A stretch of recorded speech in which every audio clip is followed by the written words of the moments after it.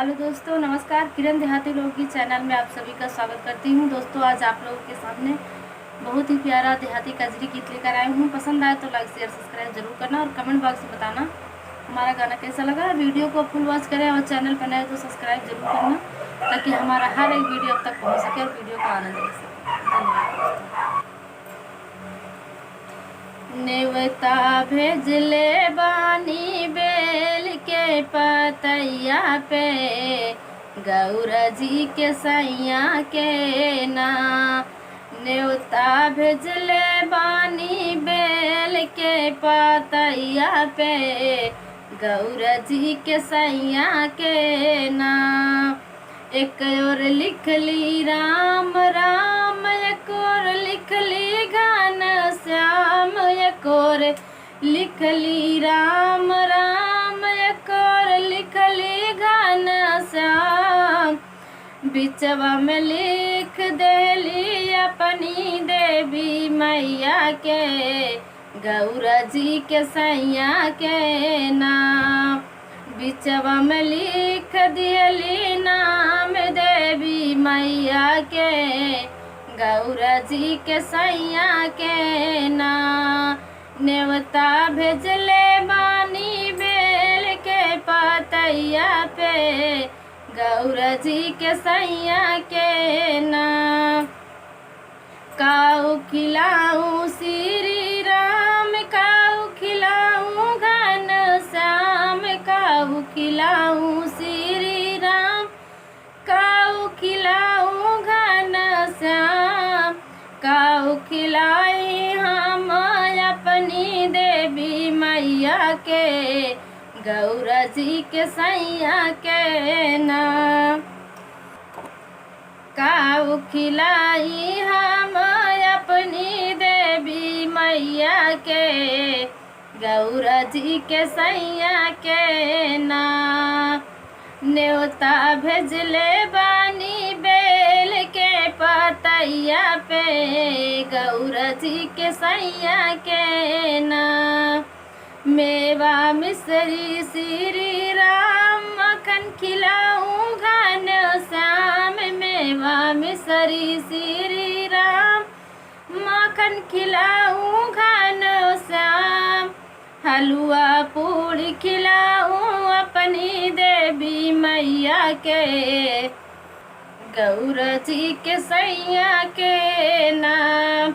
हलवा पूड़ी खिलाऊं अपनी देवी मैया के, गौरा जी के सैया के नाम।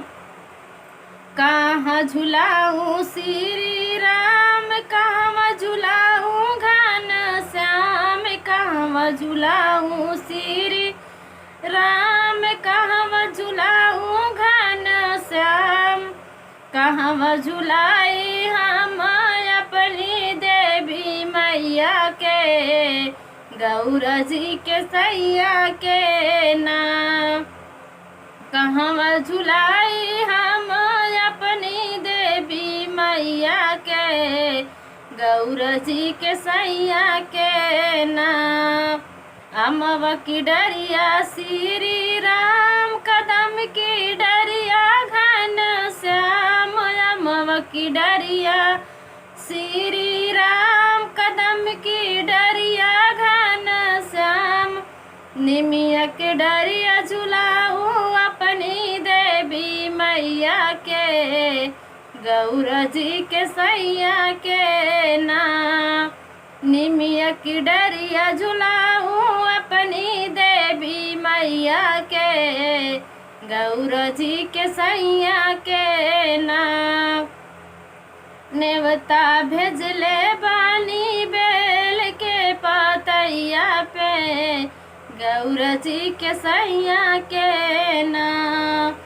कवन फल देई है श्री राम, कवन फल देई है भगवान। कवन फल देई है श्री राम, कवन फल देई है घन श्याम।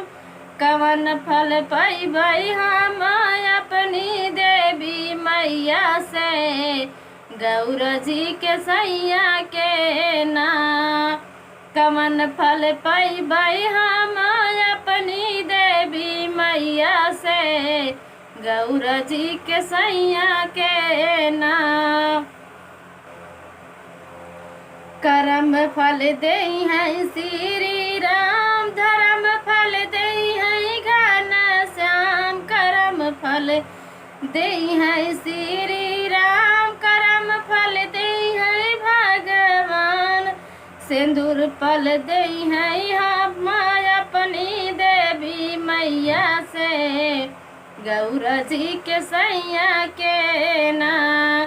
सिंदूर फल पाई अपनी देवी मैया से, गौरा जी के सैया के नाम। नेवता भेजले बानी बेल की पतैया पे, गौरा जी के सैया के नाम। दोस्तों कमेंट बॉक्स में बताना हमारा गाना कैसा लगा।